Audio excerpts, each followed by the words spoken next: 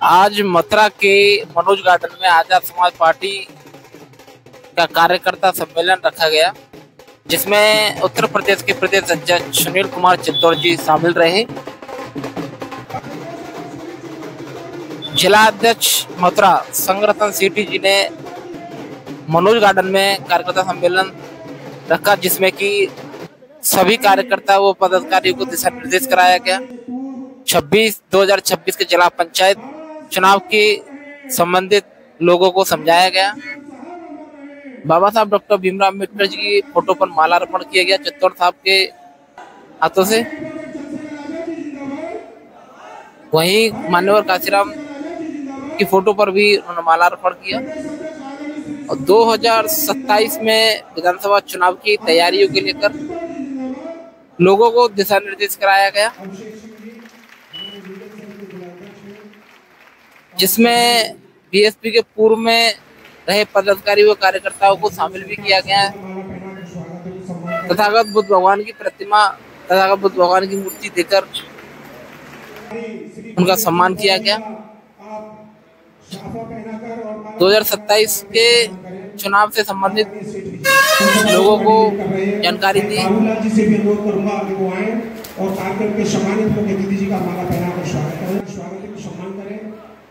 जनाब हसीन मोहम्मद साहब से भी अनुरोध करना चाहूँगा, जनाब अताउर रहमान साहब से भी अनुरोध करना चाहूँगा, बुलवाएं और इस कार्यक्रम के हमारे सम्मानित मुख्य अतिथि जी का माला पहनाकर स्वागत को सम्मान करें। जनाब सभी साथीगण,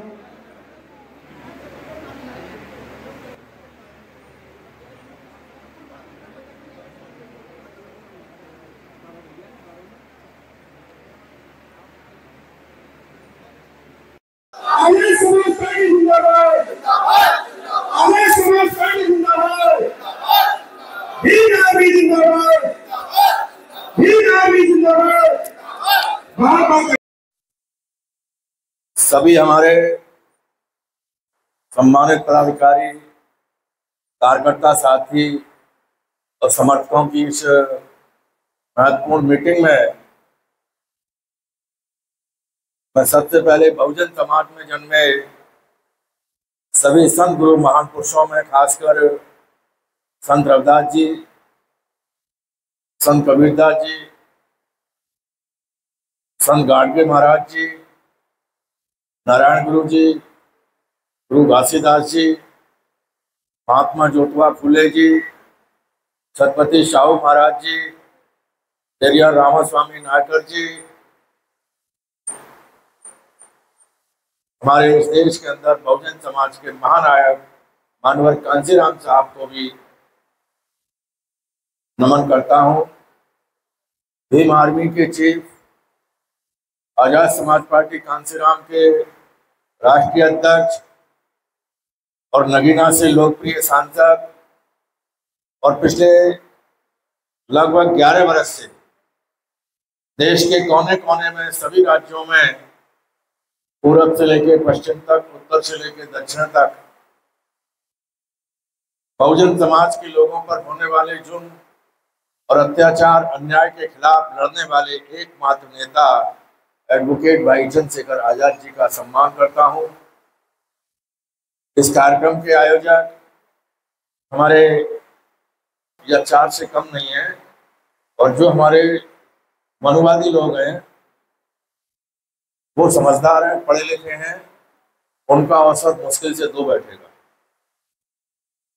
तो 11,000 एक थैली में और 5100 दूसरी थैली में।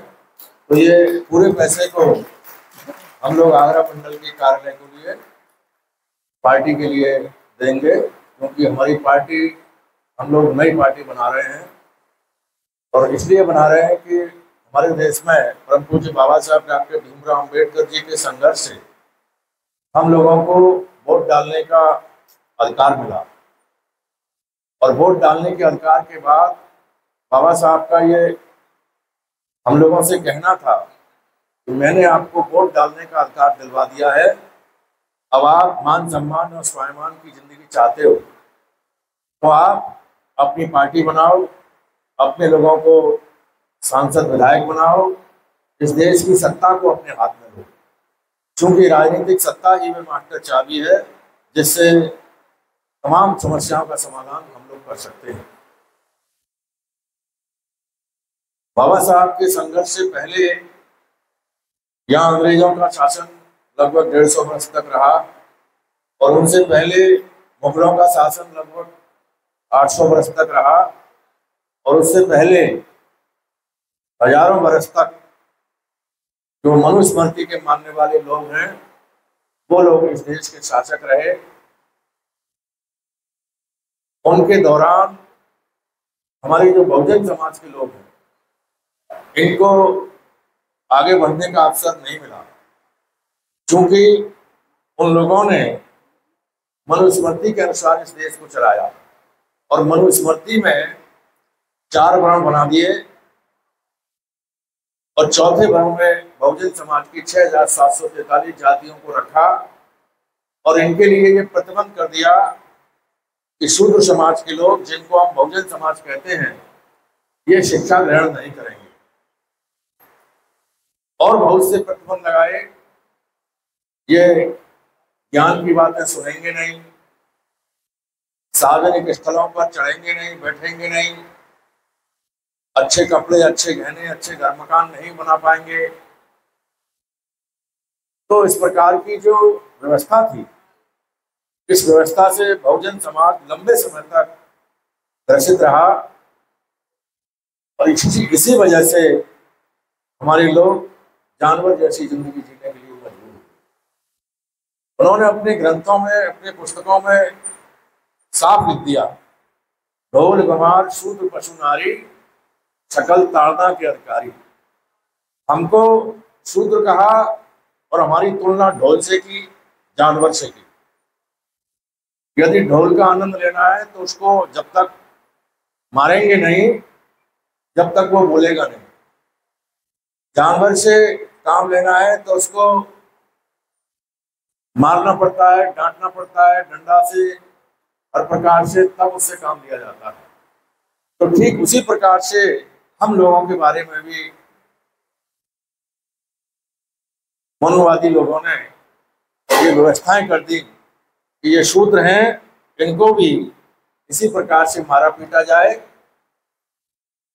तो ऐसी स्थिति में जब राजाओं का समय हुआ तो हमारे लोगों से अछूत कहा गया और हमारे लोगों की परछाई से भी दूर रहने के लिए कहा गया। तो हमारे लोग राजाओं के दरबार में अपनी समस्या नहीं बता पाए। हमारे लोग जंगलों में, पहाड़ों में, नदियों के किनारे, नालों के किनारे, जहां भी जगह मिली टाट पट्टी डालकर रहने लगे, झुग्गी झोंपड़ियों में रहने लगे। ये हालात लंबे समय तक चलता रहा। समय समय पर हमारे संत गुरु महान पुरुष पैदा हुए, उन्होंने इस सामाजिक व्यवस्था को समझा और इसके खिलाफ आवाज बुलंद की। जिनके हम नाम लेते हैं, ऐसे सभी संत गुरु महान पुरुष जिन्होंने अपने विचारों को कविताओं के माध्यम से, दोहों के माध्यम से, अपनी लेखनी के माध्यम से, बहुत से लोगों ने किताबें भी लिखी, रचनाएं लिखी, लगातार इस गैर बराबरी की सामाजिक व्यवस्था के खिलाफ संघर्ष करते रहे और धीमे धीमे करके एक समय ऐसा आया कि महात्मा ज्योतिबा फुले जी जब अपने ब्राह्मण मित्र की बारात में जा रहे थे तो उनके क्षेत्र के तमाम लोगों ने उनको पहचान लिया और उनको बेइज्जत करके भगा दिया कि ये शूद्र है, ये हमारी बारात में क्यों जा रहा है। तो महात्मा ज्योतिबा फुले जी को इस बात का बड़ा एहसास हुआ कि मैं एक पढ़ा लिखा व्यक्ति हूँ, साफ सुथरे कपड़े पहन के जा रहा था और मुझे भगा दिया शूद्र कहके। तो फिर इस देश के तमाम लोग हैं जो पढ़ लिख नहीं पाए, उनकी तो हालत और ज्यादा खराब होती है। तो उन्होंने काफी चिंतन किया और चिंतन करने के बाद ये महसूस किया कि ये तमाम जो समस्या है ये हमारी अशिक्षा के कारण है, अज्ञानता के कारण है।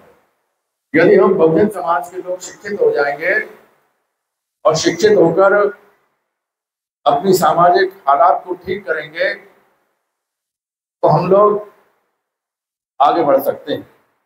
उनका ये मानना था कि शिक्षा के अभाव में मति गई, मति मीन्स बुद्धि, शिक्षा के अभाव में मति गई, मति के अभाव में नीति गई। जब व्यक्ति पढ़ा लिखा नहीं होता है तो वो कोई योजना नहीं बना पाता। शिक्षा के अभाव में मति गई, मति के अभाव में नीति गई और नीति के अभाव में गति गई। जब कोई योजना नहीं बनती है किसी काम को करने की तो वह काम तेजी से आगे नहीं बढ़ता। और गति के अभाव में संपत्ति गई। जब कुछ काम नहीं करेंगे तो पैसा नहीं आएगा।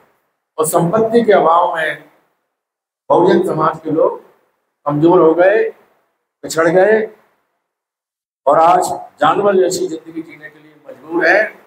तो महात्मा ज्योतिबा फूले ने शिक्षा को सर्वोपरि मानते हुए अपनी पत्नी माता सावित्रीबाई फूले को पढ़ाया, क्योंकि उस समय लड़कियों को भी पढ़ने पर प्रतिबंध था, चाहे वो लड़की जनरल कास्ट की क्यों ना हो।